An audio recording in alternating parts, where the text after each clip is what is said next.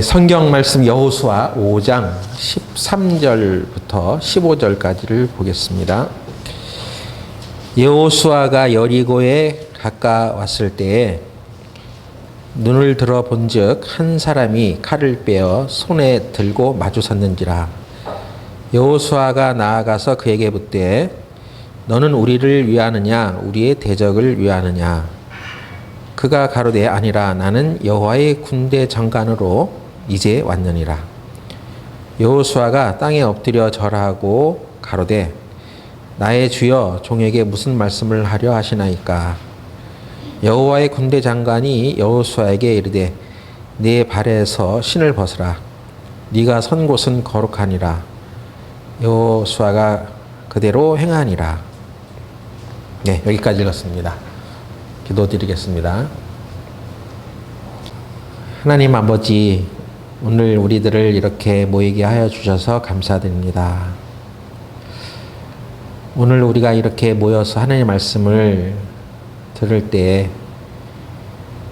사람의 말로 듣지 아니하고 천지를 창조하신 하나님의 말씀으로 들을 수 있도록 우리 마음에 가득한 악한 생각들과 또 세상에 오염된 마음들을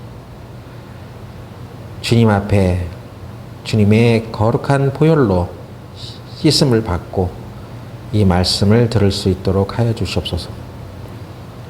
언제나 우리가 힘들고 어려울 때마다 우리와 함께 하시는 하나님을 믿고 의지하고 또 힘을 얻기 위하여 이 자리에 나왔으니 주께서 오늘 우리들에게 주신 말씀으로 우리들에게 새 힘을 주시옵소서. 예수님의 이름으로 기도드렸습니다. 아멘. 여리고 성 진입을 앞두고 여호수아가 여호와의 군대 장관을 만난 사건이 여기에 기록되어 있습니다. 여리고 성은 이미 정탐을 통해서 그 구조가 어떠한 것인지를 이미 파악을 해놓은 상태입니다. 그 성이 어떤 구조로 되어 있다는 것을 정탐꾼이 자세히 보고를 했을 것입니다. 그런데 실제로 여리고성 지역이 이제 발굴이 되어서 조사를 한 사람들이 파악한 바에 의하면 여리고성은 외벽과 내벽의 이중 구조로 되어 있다는 것을 알아냈습니다. 여리고성은 외벽과 내벽의 두 겹으로 되어 있는데 그 하나의 벽이 앞에서 보면은 5m 높이의 기초 성벽이 있고 그 위에 7m 정도의 진흙으로 만든 벽돌이 벽으로 이렇게 또 쌓여 있습니다. 그리고 그 5m의 기초 성벽을 시작으로 경사가 져 있어가지고 경사를 친 그 면에 또 한 7m 정도의 그 진흙벽이 또 쌓여 있는 거죠. 그러니까 앞에는 5m의 기초 성벽이 있고 뒤로 가면은 뒤쪽에 한 14m 정도의 경사를 진 벽이 있고 거기에 또 7m 정도를 더 쌓아 놓은 거예요. 외벽이 있고 내벽이 있는 거예요.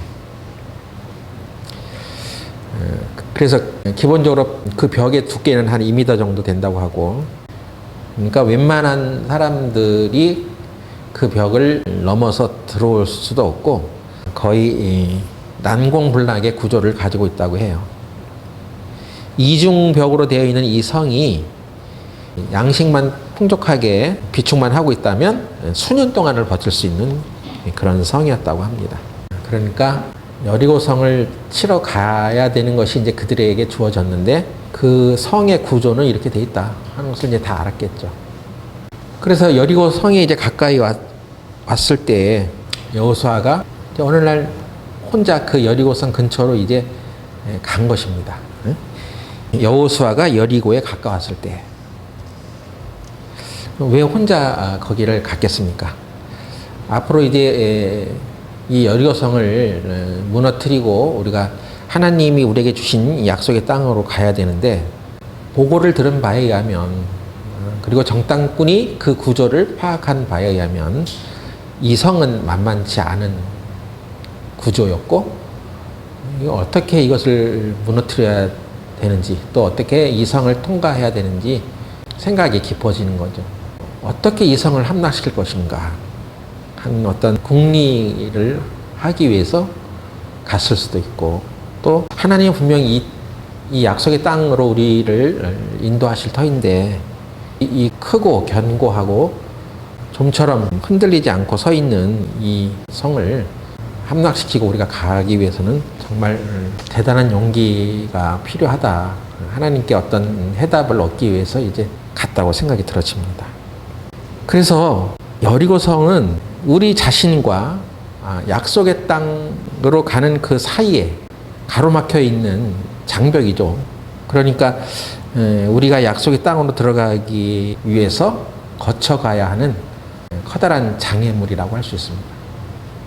우리는 하나님께서 우리에게 약속한 약속의 결과들을 얻기 위해서 달려갑니다. 그리고 그런 약속을 발견했기 때문에 힘있게 살아가려고 합니다. 그런데 하나님은 우리로 하여금 그 약속의 땅과 하나님께서 우리에게 주신 약속의 그 열매들을 우리가 획득하기 위해서 가는 길에 이런 장벽을 통과하게 하시고 거기를 넘어가게 하신다는 거죠. 근데 그것은 우리를 그 약속의 땅으로 못 들어가게 하려고 하는 것이 아니라 그 약속의 땅으로 하기 위해서 하나님께서 모든 걸 준비해 놓고 계시지만 거기를 들어가지 못하게 막는 방해 세력도 있는 거예요. 그래서 그런 방해를 만나게 될 때 우리는 우리가 할 수 없는 일이네, 우리는 할 수가 없어 하고 그 지점에서 포기하라고 하는 것이 아니라 거기에서 하나님이 너를 도우시고 그 장벽을 뛰어넘게 하실 역사를 하시니까 여전히 우리는 하나님을 의지해서 그 길을 뚫고 나가라는 거예요. 어떤 특별한 역사가 있지 않고서는, 기적이 없이는 그 성은 허물어질 수 없는 구조였습니다.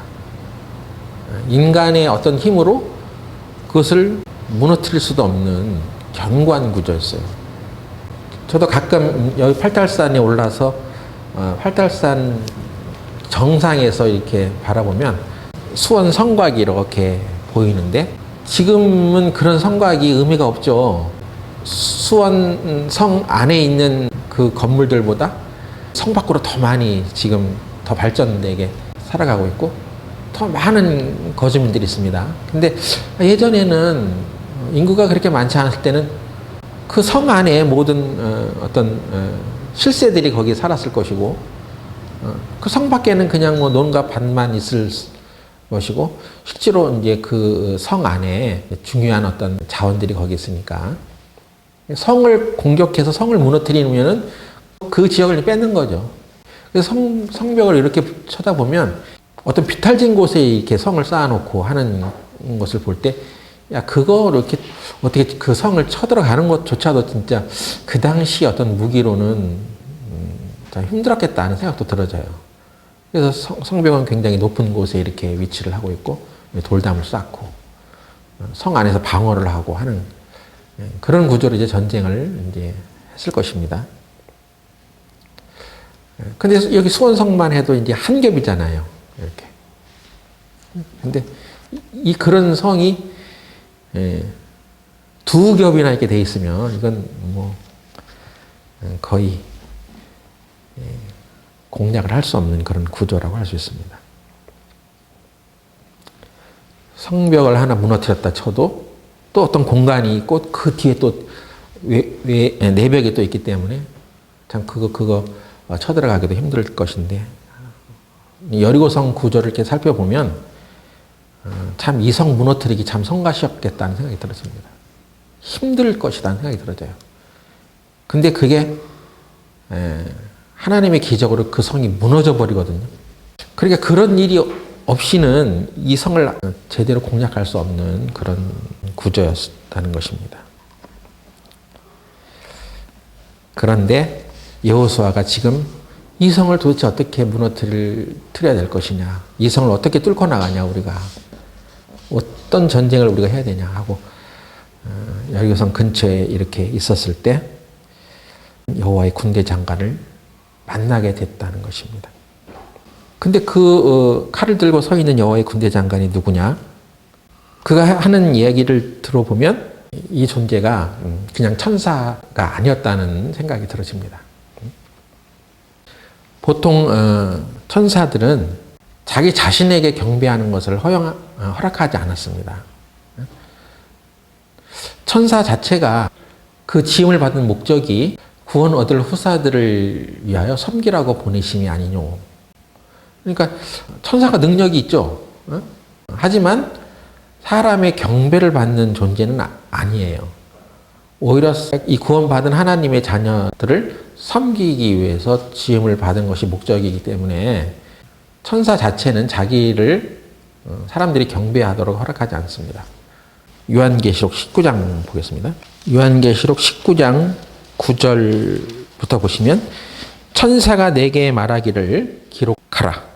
어린 양의 혼인 잔치에 청함을 입은 자들이 복이 있도다 하고 또 내게 말하되 이것은 하나님의 참되신 말씀이라 하기로 내가 그 발 앞에 엎드려 경배하려 하니 그가 나더러 말하기를 나는 너와 및 예수의 증거를 받은 네 형제들과 같이 된 종이니 삼가 그리하지 말고 오직 하나님께 경배하라. 예수의 증거는 대언의 영이라 하더라.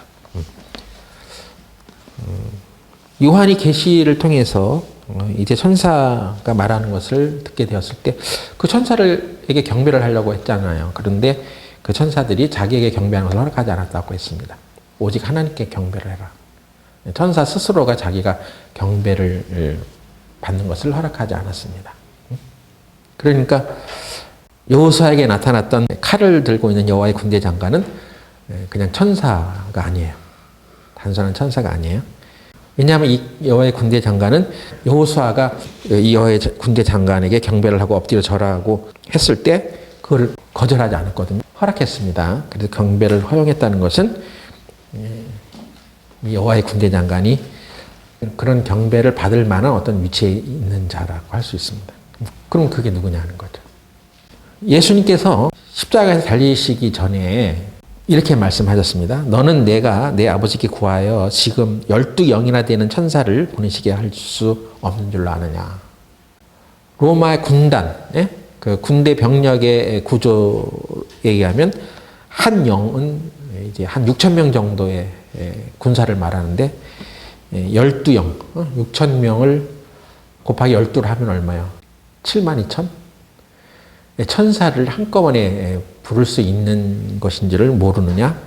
이렇게 하고 예수님이 그런 천사를 불러서라도 능히 제압할 수 있는 권세를 갖고 있는 분이라는 것을 피력한 적이 있습니다. 그러니까 여호와의 이 군대 장관은 여호수아 앞에 나타난 여호와의 군대 장관은 천사가 아니라 천사를 부리는 자예요. 다시 말하면 구약에 나타난 예수님의 모습이라고 할 수 있습니다. 예수님이 유대 땅 베들레헴에서만 이렇게 나타나신 것이 아니라 사실은 구약에 보면 예수님이라고 우리가 생각할 수 있는 그런 모습으로 구약의 역사 가운데서도 이렇게 몇 번 출현하신 적이 있다라고 여겨져요. 그래서 이 분이 바로 예수님의 모습이었다라고 말할 수 있습니다.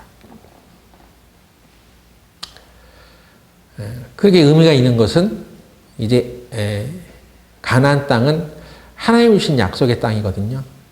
그 땅을 들어가게 하기 위해서 모세가 율법에 의해서 인도했던 그 백성들은 이제 율법의 시대가 끝나고 여호수아도 이제 예수님의 모형으로 제시된 사람이에요, 사실은.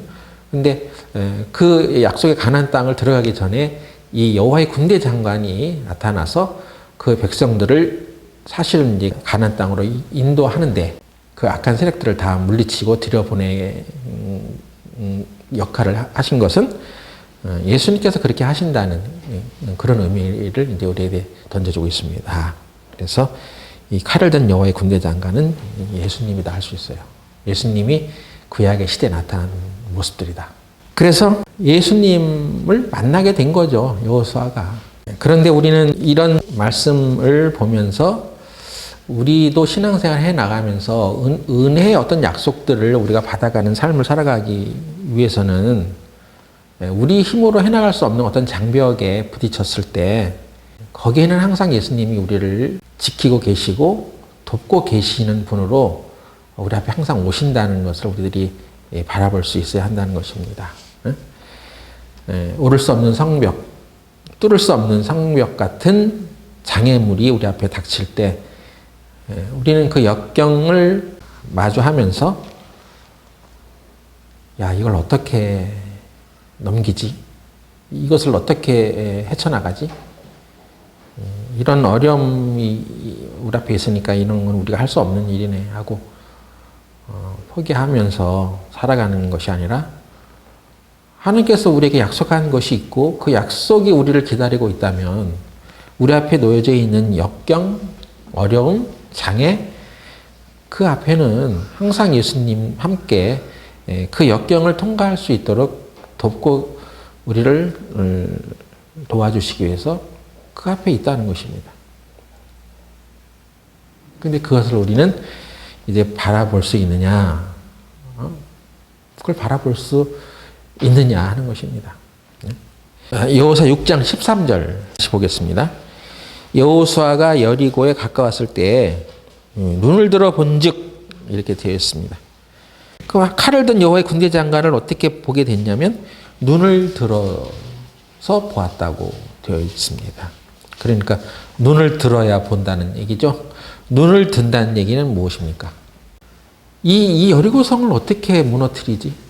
여리고성만 쭉 쳐다보고 있었으면 그 여리고성을 무너뜨리기 위한 어떤 방법론만 생각하면서 이 구조가 이렇게 돼 있다고 정탐꾼이 말했는데 이 외벽 하나 뚫고 또 거기 내벽을 또 뚫어야지 저기 가는데 이걸 어떻게 뚫냔 말이야 하고 그러니까 방법론만 계속 생각하고 있었겠죠. 근데 그렇게 해서는 칼을 든 여호와의 군대 장관, 우리를 돕기 위해서 지금 모든 병력을 그냥 끌고 와가지고 지금 이 전쟁을 승리해서 그 승리를 우리에게 가르쳐 주려고 지금 오신 예수님을 우리는 바라볼 수 없는 거죠. 그러니까 눈을 들어야지만 그 여리고성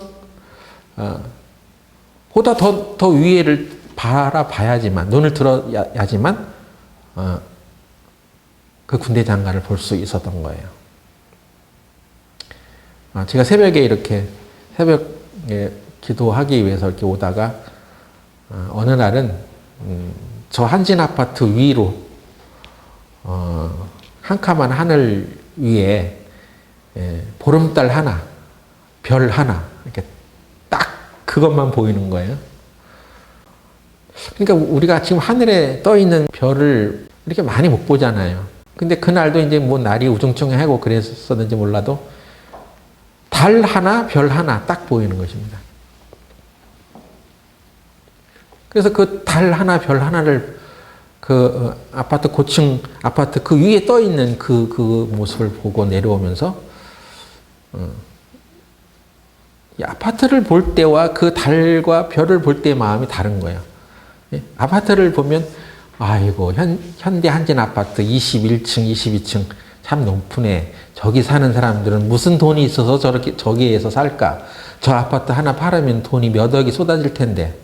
그 돈으로 무슨 여러 가지 도움이 될 텐데 하고 그 아파트 꼭대기를 바라보면서 내가 생각하는 것은 그저 그냥 육신적이고 물질적인 생각이었습니다. 그런데 그보다 더 높이 하늘을 보니까 아주 보름달이 아주 그냥 아주 맑게 하나가 떠 있고 그 왼쪽 45도 방향으로 별 하나가 딱 떠 있는데 저거는 어떻게 저기 떠 있지?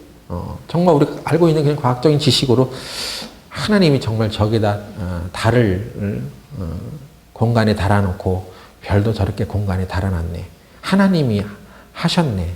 하나님이 저 달과 별을 붙들고 계신다는 생각을 하니까 내 생각이 이렇게 육신적인 물질적인 생각이 아니라 다시 영적인 생각이 들어지는 거죠. 하나님이 이 천지 만물을 다 주관하고 계시지. 하나님의 능력이 더 크시지. 내 생각은 달라지기 시작했습니다.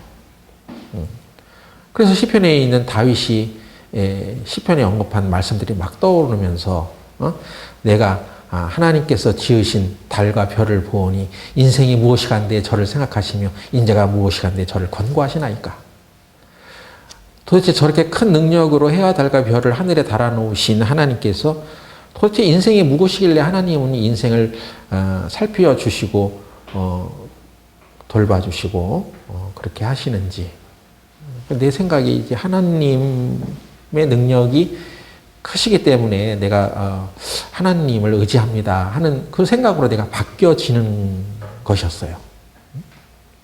그러니까 눈을 든다는 것은 그런 것이었습니다.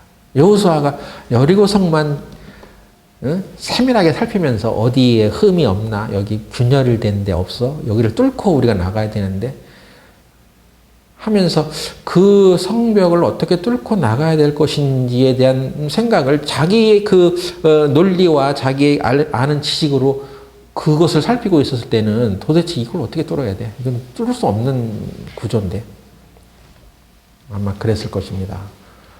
그런데 그 위에 눈을 들어서 보니까 여호와의 군대 장관이 보였다는 얘기죠. 예수님을 만난 것입니다. 우리는 예수님이 우리를 돕기 위해서 우리 앞에 오셨음에도 불구하고 우리가 예수님을 바라볼 수 없는 상태로 살 때가 너무나 많습니다. 그래서 시편 127편 1절 2절에도 보면 내가 산을 향하여 눈을 들리라 나의 도움이 어디서 올꼬. 그러니까 산을 향하여 눈을 들어라 했지 않습니까? 그것은 도움 자체가 어디서 올 것인지를 바라보라는 얘기죠.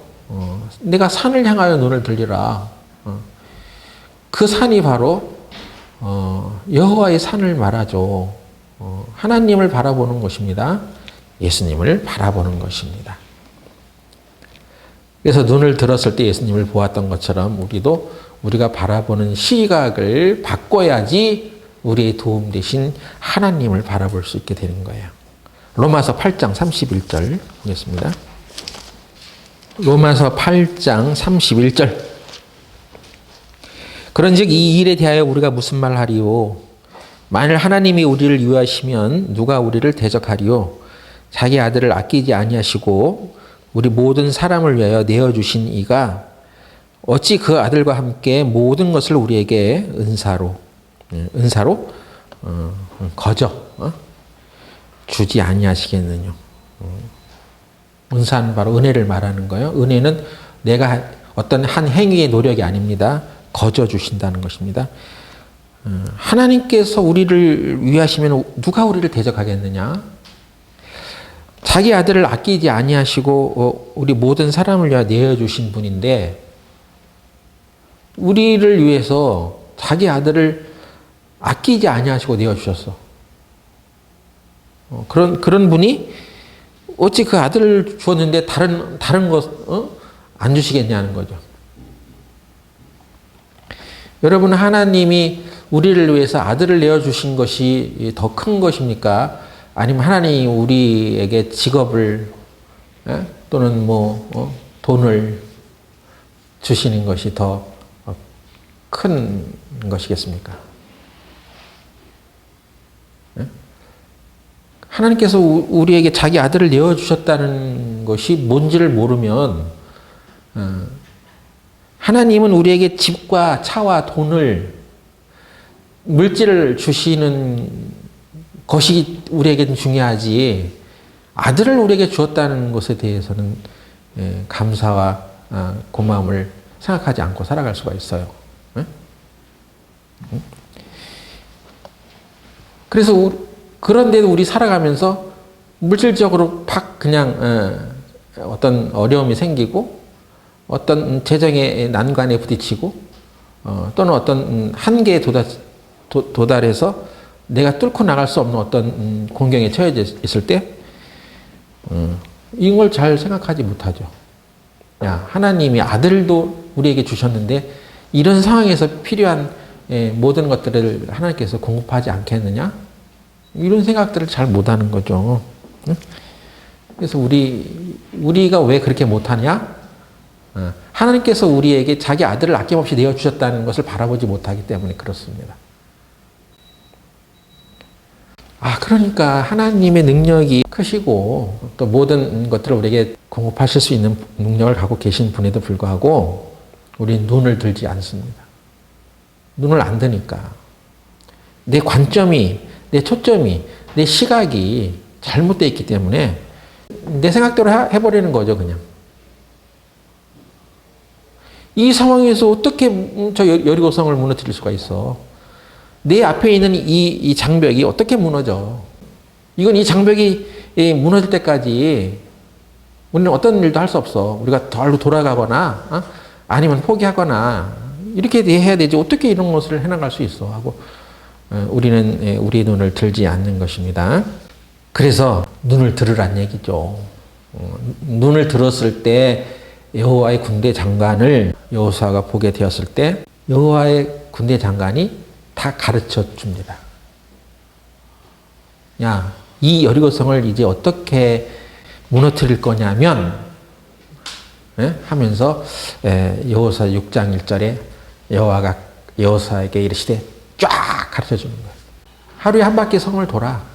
7일 동안 그렇게, 그리고 마지막 날에 7바퀴 돌아. 그리고 7바퀴 돈 다음에 큰 소리로 외쳐. 앞으로 이렇게 할 거야. 그런 계시를 받는 거죠. 그래서 그 첫날 그렇게 행하는 것입니다. 아니, 여호수아가 자기가 뭘 알아가지고 자기 생각에 야, 성을 하루에 한 바퀴 돌자. 백성들아, 제사장들아, 너희들이 하루에 한 바퀴 성을 돌아. 그리고 6일째까지는 한 바퀴 돌고 7일째 되는 날은 7바퀴 돌고 마지막 돌고 나서 큰 소리 쳐. 우리 이렇게 성을 무너뜨리자고 하고 그 작전을 누가 짰냐는 거죠. 여호수아가 짰겠어요? 여호수아가 여호와의 군대 장관을 만나기 전까지는 그거 어떻게 해야 되는지 그런 안이 없는 것입니다. 그런 개념이 없는 것입니다.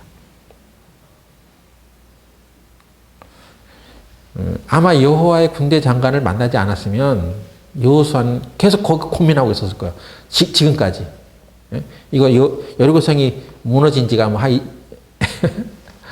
얼마나 오래됐겠습니까? 한 2600년 됐죠?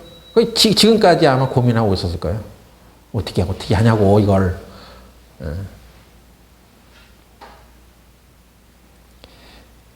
그런데 자기 방법이 아니라 하나님이 주시는 방법을 듣게 되었을 때, 그럼 그렇게 하겠습니다. 하고 나가잖아요? 이것이 중요한 것입니다. 이것이 눈을 든 사람이 눈을 들지 않은 사람이냐의 차이라고 할 수 있어요. 여러분, 시각을 바꾸지 않으면 이런 것을 바라볼 수 없는 거죠. 우리가 신앙생활을 하는 이유가 뭡니까? 내 바라보는 시각이 아니라 하나님이 바라보는 시각으로 살아가기 위해서 계속 우리들 말씀도 듣고 배우고 교제도 하는 거거든요. 여러분이 교제하고 하나님 말씀 들으면서 그 시각을 바꾸는 거죠. 누가 뭐래도 내 생각이 옳아. 내 방법이 맞다고 하면서 그걸 고집하고 있으면 그럼 그것이 하나님이 그렇게 하셨는지 따져봐야 하는 거 아니에요? 그럼 성경을 쫙 펴가지고 하나님이 그렇게 말씀하셨는지 따져보면 되잖아요. 그건 하나님께서 그렇게 말씀하신 것이 아니야. 그럼 빨리 접어야죠. 접고 빨리 하나님의 시각으로 바꿔야죠. 그렇게 해야 무슨 일이 해결되는 거죠. 인생에는 두 가지 근심이 있습니다. 세상 근심과 하나님 뜻대로 하는 근심이 있어요. 세상 근심은 자기 위주로 바라보기 때문에 근심을 하는 거예요. 내가 이렇게 하는데 말이야. 내 생각이 이런데 이게 뜻대로 되지 않는데 어떻게 하냔 말이야 하고 자기 위주로 생각하는 근심, 그것이 세상 근심이에요. 망하는 거라고 했습니다. 하나님 뜻대로 하는 근심은 달라요. 하나님 우리에게 근심하게 합니다. 뭘 근심하게 하냐면 그렇게 하면 안 되지. 우리가 하나님 뜻대로 해야지. 그래서 하나님 뜻대로 하게 하는 근심, 그것은 회개를 이룬다고 했습니다. 이것은 나에게 초점을 두는 것이 아니라 하나님께 초점을 두기 때문에 하나님께서 내가 이렇게 하면 기뻐하실까? 하나님이 나를 섭섭해하지 않으실까? 하나님이 슬퍼하지 않으실까? 그래서 하나님이 하시는 근심, 그것이 내 마음까지 주장되면 회개를 하게 되어 있습니다. 하나님이 하게 하시는 근심은 회개를 하게 하고 열심을 내게 합니다. 그렇게 살면 안 되겠다. 내가 하나님 뜻대로 살아야지. 그렇게 결정할 수 있는 것은 하나님이 뜻대로 하게 한 근심을 했기 때문에 그렇습니다. 하나님의 마음을 가지고 이 상황을 바라봤기 때문에 그렇습니다.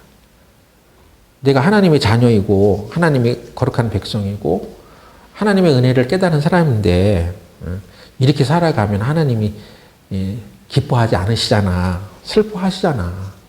그러니까 이렇게 살면 안 돼 하고 하나님의 마음을 가지고 이렇게 바라볼 수 있는 거, 그게 하나님 뜻대로 하는 근심이죠.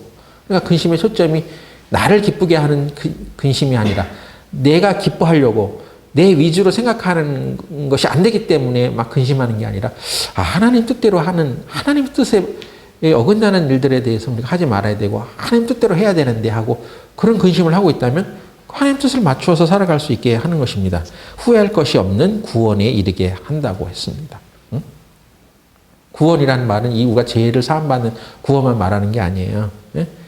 모든 어떤 어려움 속에서 우리가 벗어나고 자유롭게 되고 노임을 당하고 그런 것입니다. 그래서 자기 위주로 근심을 했기 때문에 살아가는 사람들은 진정한 회개를 하지 못하는 거예요. 그래서 사무엘상 15장 보겠습니다. 사무엘상 15장 30절. 사울이 가로되 내가 범죄하였을지라도 청하옵나니 내 백성의 장로들의 앞과 이스라엘의 앞에서 나를 높이사 나와 함께 돌아가서 나로 당신의 하나님 여호와께 경배하게 하소서. 사울은 아말렉과의 전쟁에서 하나님의 말씀을 거역했고 이에 사무엘이 그 죄를 지적하자 내가 그렇게 한 것은 이 백성들을 위함이었습니다 하고 백성들 탓을 했습니다. 그것은 거짓이었죠. 그래서 사무엘이 끝까지 추궁을 하니까 이제 그제서야 자신의 죄를 인정하게 됩니다. 근데 거기서 입을 다물었으면 좋았었는데 사울이 엉뚱한 소리를 내뱉었어요. 내가 범죄하였을지라도 이제 청하옵나니 내가 잘못한 것을 압니다. 근데 하고 이제 뭐가 덧붙이는 거죠. 덧붙는 거죠. 이제 청하옵기를 내 백성의 장로들 앞과 이스라엘 앞에서 나를 높여 주시옵소서. 그러니까 이게 지금 죄를 졌어. 하나님 앞에 지금 자기가 하나님 말씀을 거역한 일로 인해서 그게 잘못된 것을 알았어. 거기서 그냥 납작 엎드리는 것이 아니라 그런데 근데 백성들 앞에서 내 위신도 좀 세워주세요. 이렇게 된 거죠. 그러니까 자기 자신이 왕으로서의 품격과 자격을 잃을까 봐 위신 떨어질까 봐 그게 더 두려운 거예요. 내가 범죄하였을지라도 이것은 진정한 회개가 아니었습니다. 이것은 어떤 근심이냐면 자기 위주의 근심이에요. 이 하나님의 말씀을 거역한 것, 하나님의 말씀대로 살지 못하는 것에 대하여 자기 위신 떨어질까 봐 근심하는 거죠. 그건 온전한 회개를 이루지 못하죠.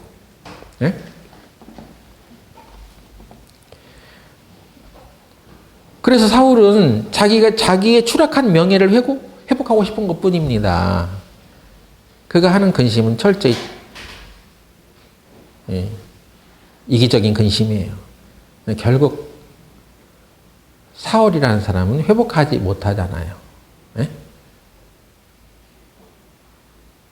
사울은 계속해서 하나님을 거역하는 그 모습을 바꾸지도 못했고 변화되지도 못합니다. 끊임없이 그래서 하나님께 멀어지고 결국에는 비참한 종말을 맞게 됐는데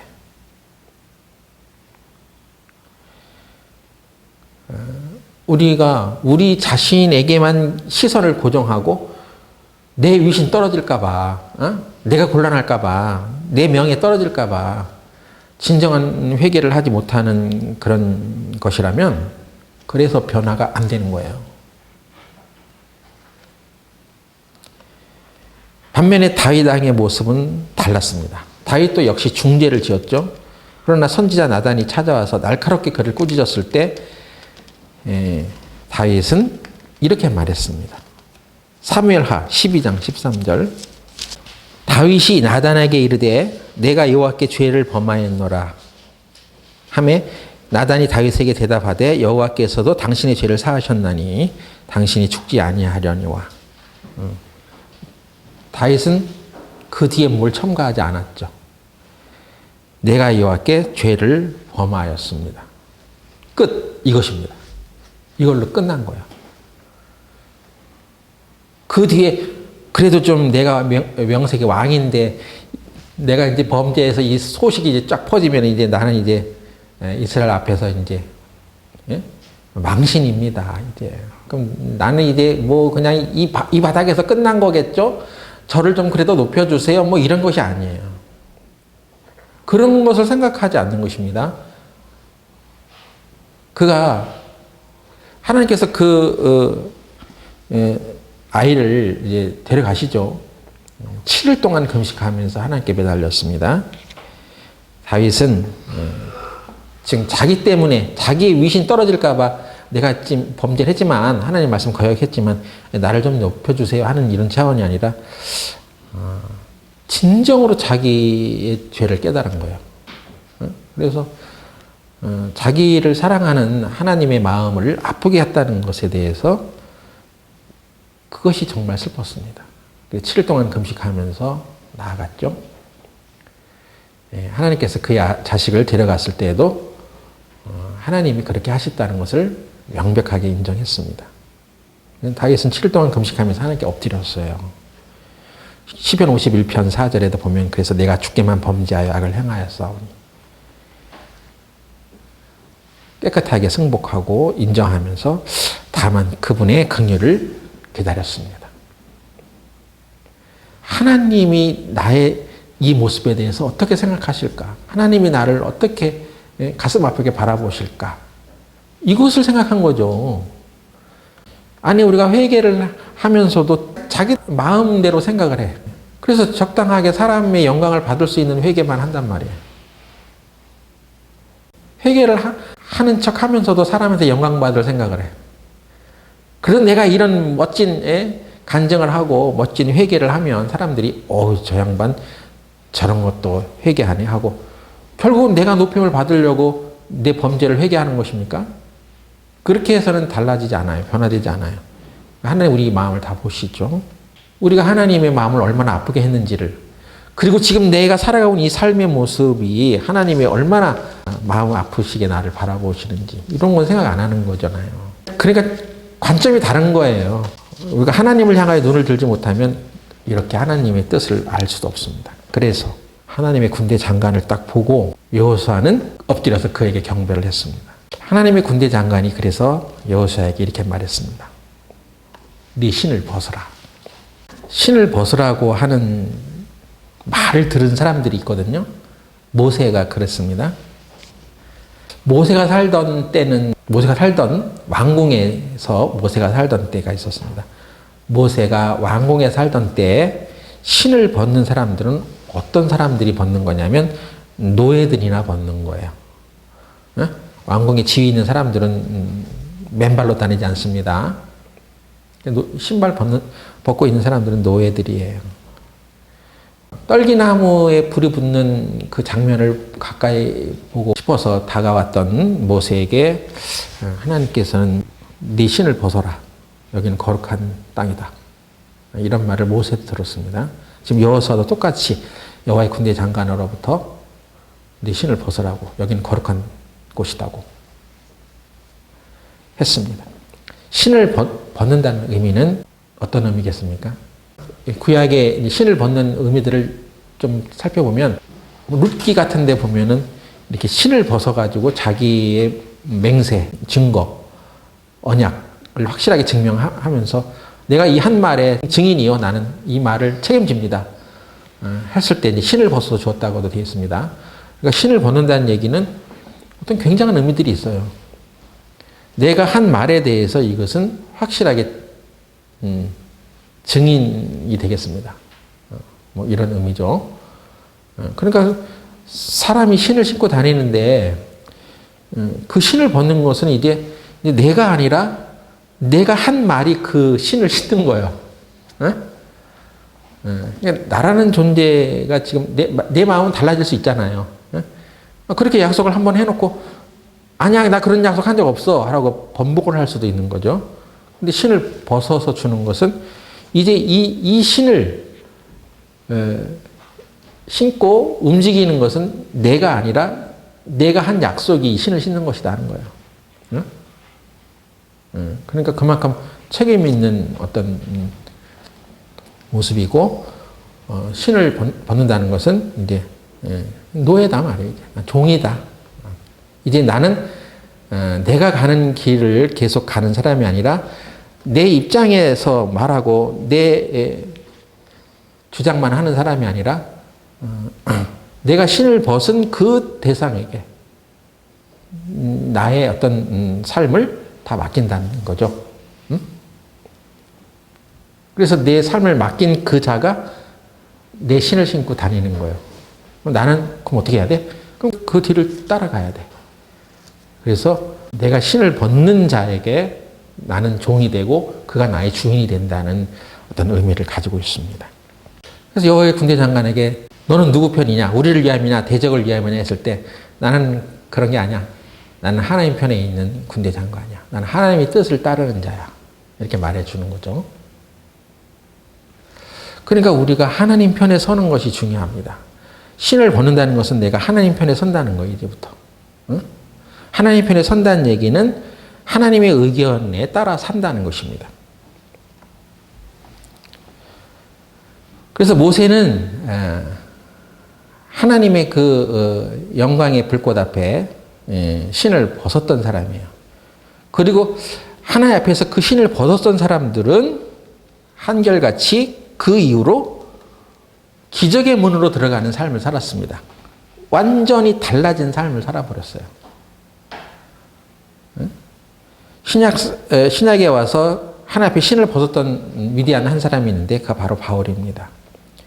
빌립보서 3장 8절 9절에 보면 또한 모든 것을 해로 여김은 내 주 그리스도 예수를 아는 지식이 가장 고상함을 인함이라. 내가 그를 위하여 모든 것을 잃어버리고 배설물로 여김은 그리스도를 얻고 그 안에서 발견되려 함이니 나는 그리스도를 심히 알아가는 그 삶이 더 중요하기 때문에 내가 그를 위하여 모든 것을 나는 잃어버리고 배설물로 여기고 살아간다. 신을 벗은 거죠. 우리 역시도 하나님 앞에 이렇게 신을 벗는 순간이 한 번은 있어야 하는 거예요. 이런 순간이 없으면 제 잘난 맛에 사는 거죠. 그냥 자기 삶을 사는 거죠. 하나님 뜻대로 산다고 말은 하면서 하나도 하나님 뜻을 위해서 살지 않는 그 사람은 하나님 앞에서 자기 신을 벗은 적이 없기 때문에 그렇습니다. 예? 여러분은 그리스도를 위해 그리스도를 더 심히 알아가는 그리스도를 아는 지식이 정말 너무나 고상해서 그것을 위해서 모든 것을 잃어버리고 나에게 있는 모든 것들은 다 배설물과 같은 것이라고 여기며 살아가고 있습니까? 예? 그렇게 안 하면 신을 벗은 적이 없는 거예요. 그래서 자기 마음에 따라 사는 거죠. 자신의 입장과 자신의 편에 서지 않는 거예요, 이제는. 주인의 편에 서는 거예요. 그래서 하나님이 이렇게 하라고 하면 이렇게 하는 거고, 저렇게 하라고 하면 저렇게 하는 거예요. 하나님이 하지 말라고 하면 하지 않는 것이고, 하나님이 하라고 하면 하는 것입니다. 그것이 하나님 앞에 신을 벗은 자의 모습이에요. 그런데 우리는 우리 자신의 편, 우리 자신의 입장만 내세우고 하나님이 하시는 말씀 전혀 마음에 주장도 안 되고 그냥 듣기만 하고 행치 아니하고 하나님 뜻대로 가지 아니하고 하면서 어떻게 기적의 문이 열리기를 바라겠습니까? 하나님 앞에 신을 벗은 사람들은 그 순간부터 기적의 삶을 살았습니다. 링컨 대통령이 남북전쟁 당시에 계속해서 북군이 지다가 이 남군에게 한 번 딱 이겨가지고 이긴 적이 있었어요. 그때 그 북군의 장군 하나가 링컨에게 와가지고 하나님이 이제 우리 편에 서신 것 같습니다 라고 말했답니다. 그랬을 때 링컨 대통령이 이렇게 말했답니다. 그것이 중요한 것이 아닙니다. 우리가 항상 하나님 편에 서 있느냐 하는 것입니다.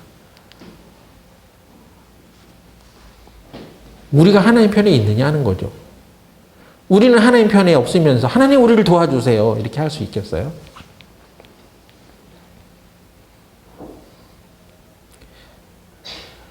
그래서 여러분들은 신을 한 번은 벗어야 하는 거야. 이제 나는 내가 살아오는 삶을 살지 않겠습니다. 내 자신의 입장을 주장하는 삶을 살지 않겠습니다. 이 신을 하나님께서 신으시고 내 삶을 살아주십시오. 나는 주의 종입니다. 이렇게 해야 되는 거죠. 그래서 나의 주여 나에게 어떤 말씀을 하시려 합니까? 하고 여호수아가 자기를 낮추는 그 순간에 그것이 진정한 예배가 되었고 그때 하나님은 여호수아에게 이렇게 여리고성 이렇게 무너뜨릴 거야. 응? 너는 이 말대로 해. 그래서 여호수아는 한마디도 거기에 반기를 들지 않고 알았습니다. 그렇게 하겠습니다. 말도 안 되는 방법이었죠. 여호수아의 이성적인 생각으로는 아니 뭐 이렇게 그 옛날 성 무너뜨릴 때 뭐 이렇게 돌을 그냥 쌓아 올려가지고 그냥 뭐 무너뜨리든가 뭐 안시성 싸움 같은 거 보면 뭐 그냥 막 뭐 돌을 날려가지고 막 성벽을 무너뜨리고 뭐가 있어야죠. 뭐 사다리를 대고 올라가지고 막 쳐들어가든가 뭐가 있어야죠. 그렇게 뭐 성 7바퀴 돌고 뭐 소리 지른다고 해서 그런 것이 되겠냐고요 하면서 뭐 자기 주장을 뭐 하는 게 아니라 이성적으로는 이해하기 힘들었지만 하나님이 그에게 주신 계시를 받아들였습니다. 왜냐하면 그는 신을 벗은 사람이었기 때문에 그래요. 여러분은 하나님 앞에 신을 벗은 적이 없기 때문에 자기 인생 그냥 자기가 사는 거야. 계속해서. 내 뜻과 내 생각이 안 맞으면 그냥 던져버리고. 예? 언제 내가 하나님 앞에 헌신한 사람이냐고 그냥. 그렇게 살아가는 거죠. 내 마음과 내 기분을 즐겁게 하기 위해서 살아가는 것이 신앙생활이에요? 그건 아니잖아요. 하나님의 마음과 하나님의 뜻을 받들어 살아가기 위해서 우리는 신앙생활 하는 것인데 한 번도 하나님 편에 선 적이 없어. 한 번도 하나님 편에서 말하진 않아. 세상 편에서는 잘도 말하는데 다른 사람이 하는 말은 잘도 그냥 전달하는데 하나님이 우리에게 전달하라고 하는 얘기는 하나도 전하지 않아. 그러면 되겠습니까? 지금 최근 이스라엘과 아랍에미레이트가 평화 수교를 했습니다. 참 희한한 무드가 됐죠. 예? 이스라엘이 이 아랍 족속과 지금 평화 수교를 했어. 이게 어떤 의미겠냐는 것입니다. 보통 이 아랍 족속들은 무슬림들인데 무슬림에는 두 종류의 종파가 있습니다. 이란, 이라크 이런 나라 사람들이 믿는 종파는 시아파라고 해요. 한 무슬림의 15%에 해당된답니다. 근데 뭐 사우디아라비아 그 밑에 뭐 좀 온순한 나라들은 좀 수니파라고 해서 85%가 무슬림의 85%가 수니파인데 이 시아파들은 마호메드의 그 혈통을 이어받은 사람이 후계자가 되어야 된다고 믿는 사람들이고 수니파는 그거 아니다. 무슨 혈통이냐. 능력에 의해서 그 후계자를 삼아야지 하고 이렇게 해서 서로 대립하다가 무하마드의 적통이라고 여겨졌던 4대 후계자가 알리라는 사람이 있는데 이 사람이 수니파들한테 살해를 당해. 그래가지고 1400년 동안 그 싸움을 해 나가고 있는 거예요. 근데 시아파들은 굉장히 과격하죠. 그래서 이란의 호메이니라는 사람이 정권을 잡게 되면서 시아파 위주로 정권을 세웠습니다. 아주 과격파들이에요. 그리고 뭐 이라크도 좀 그런 경우고. 그래서 순니파와 시아파가 그렇게 싸우고 있어. 절대 합해지질 않아. 근데 이 아랍에미리트 같은 경우는 이제 순니파야. 좀 온건파들. 이스라엘과 아랍에미리트가 평화수교를 맺었어. 여기에 어떤 일들이 벌어지고 있냐면 누가 그걸 반대하냐면 이란 당연히 반대하겠죠. 이란 반대하고 터키가 비난을 했습니다. 터키는 이스라엘과 좀 유대 관계가 좋아지는 듯 했는데 이 일로 인해서 이스라엘을 맹비난하고 있습니다. 그것으로 인해서 터키, 이란, 러시아가 서로 연대를 강화하기 시작했습니다. 에스겔 38장의 곡과 마곡의 전쟁을 위한 이런 연대들이 더 가속화되고 있다고 합니다. 그래서 이스라엘과 아랍에미리트의 평화 수교로 인해서 에스겔 38장의 곡과 마곡의 전쟁이 일어나는 그런 무드가 이 무슬림 계열에서 확 그냥 분리가 되고 있어요.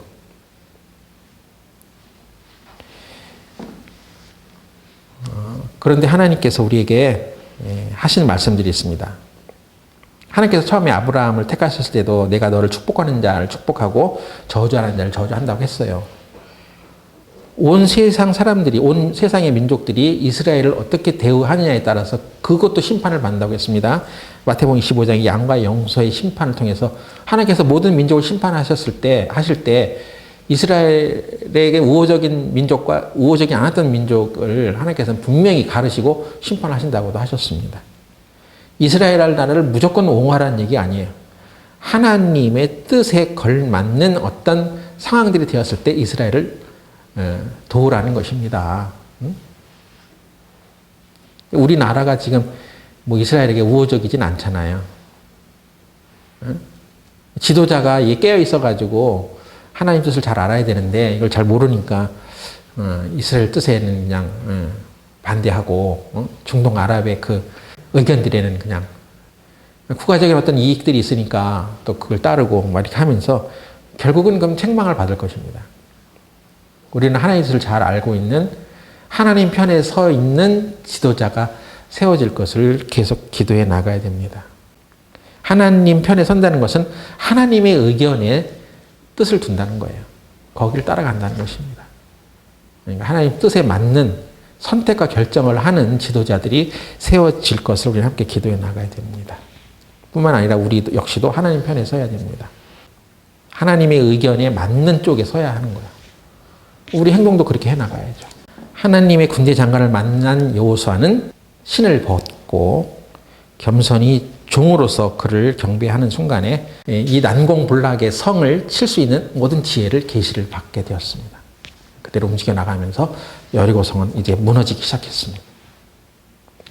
저와 여러분도 오늘날 이 시대에 어려움을 많이 겪고 있는 줄 압니다. 그리고 여러분의 가정도 힘들 줄 알아요. 그런데 어려움이 생겼을 때 우리가 어떻게 해야 되냐는 거죠. 우리 눈을 들어서 예수님을 바라볼 수 있어야 하고 우리 생각을 버리고 나는 예수님의 뜻을 따르겠다고 신을 벗는 거예요. 하나님께서 지금 우리에게 신을 벗으라고 얘기하는 것입니다. 네가 살아왔던 네 자신의 삶의 방식을 버리고 이제 하나님의 뜻을 따라 이것입니다. 하나님께서 우리 앞에 신을 벗은 자들에게는 기적으로 역사해 주실 것을 믿습니다. 기도하겠습니다. 거룩하신 하나님 아버지, 오늘 우리에게 주신 말씀을 잘 새겨들을 수 있도록 하여 주시고 우리가 하나님 앞에 종으로서 서 있사오니 주님의 뜻을 온전히 따르는 충직한 종들이 되게 하여 주시옵소서. 우리 앞에 놓여져 있는 어려움과 장벽들은 예수님의 능력의 힘으로 반드시 무너질 것을 믿사오며 예수님 이름으로 기도드렸습니다. 아멘.